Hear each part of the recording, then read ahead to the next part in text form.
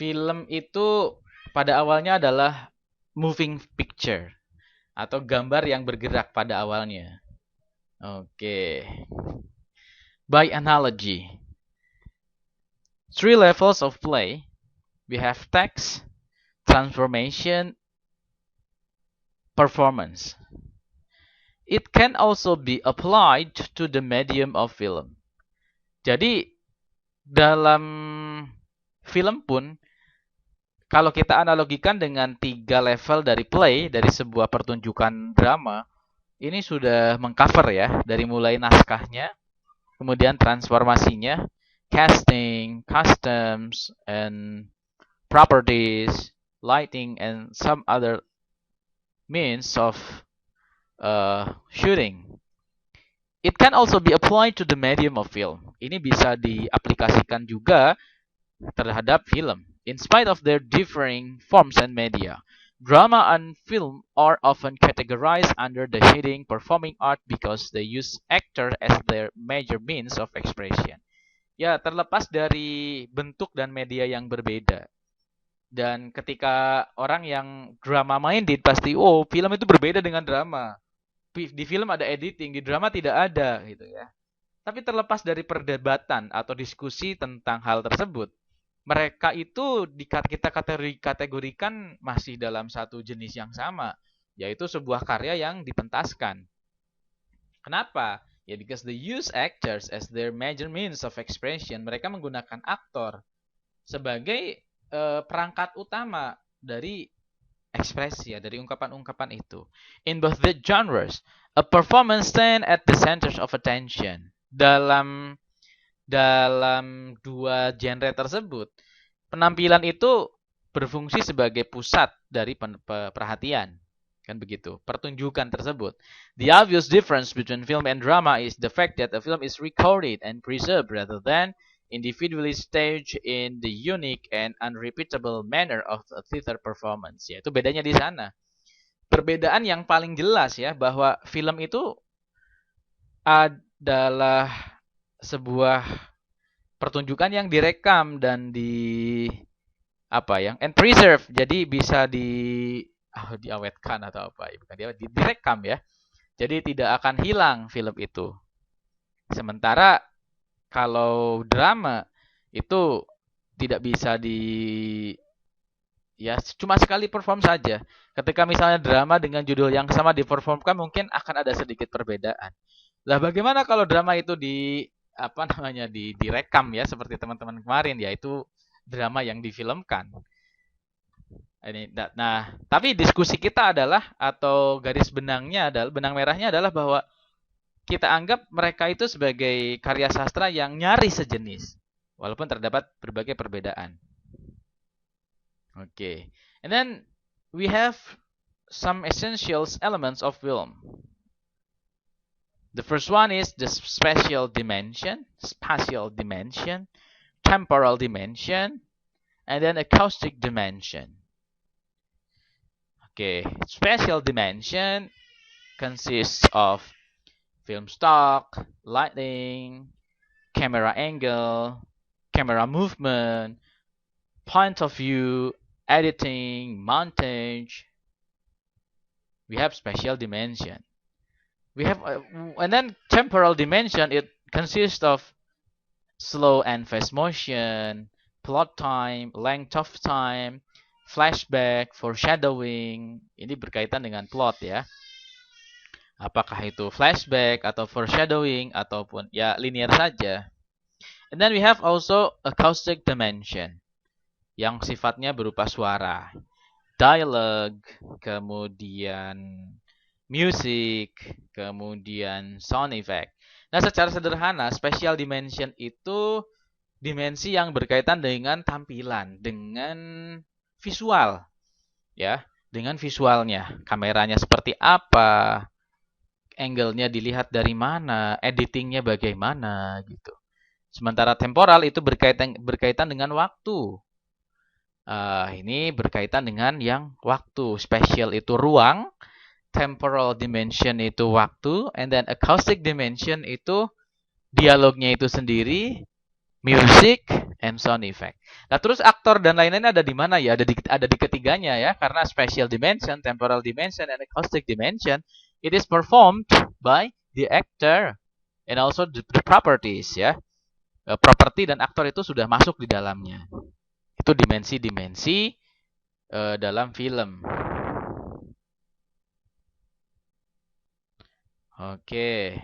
And then we have already mentioned film stock. It includes black and white or color, high contrast or low contrast, sensitive or less sensitive material, and it produces effect which directly influence the content of a film. Tuh ya, film stock. Lighting indirectly is connected to film stock for certain light condition have to be fulfilled according to the sensitivity of the film. For example, creating shadow. And then framing. Okay. Framing refers to the arrangement of all visual element in a theater production. Framingnya seperti apa? And then camera angle.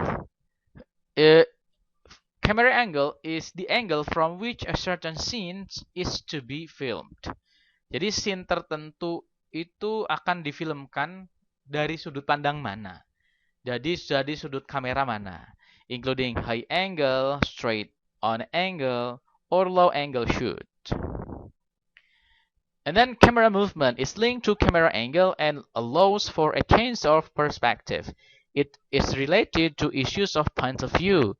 Generally, the perspective is an omniscient narrator who at times borrows perspective point of view of the characters in the film. Pergerakan kamera. And then editing, the final version of the film that is cut and rearranged in a separate process. Setelah proses tapping selesai ya ada proses editing. Mungkin teman-teman yang cukup aktif di sosial media, teman-teman di sini ada yang selebgram atau tidak nih?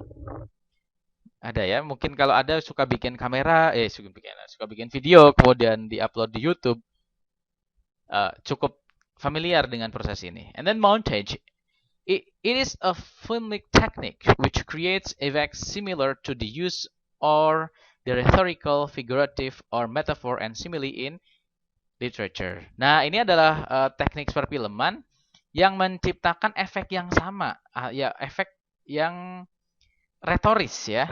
Ya, sama seperti metafor atau simile di dalam karya sastra konvensional. Baik itu fiction, prose atau prose ya, maupun itu puisi ataupun drama yang konvensional itu. Itu montage. Itu teknik perfilman yang menciptakan efek-efek seperti itu. Misalnya apa? Bisa bermain dengan properti di sana gitu ya. Kemudian imageries di sana yang kok ini metafor sekali gitu ya. Ada muncul karikatur apalah misalnya gitu ya. Misalnya ada sebuah satir. Tuh. And then we move to the next one which is called as temporal dimension.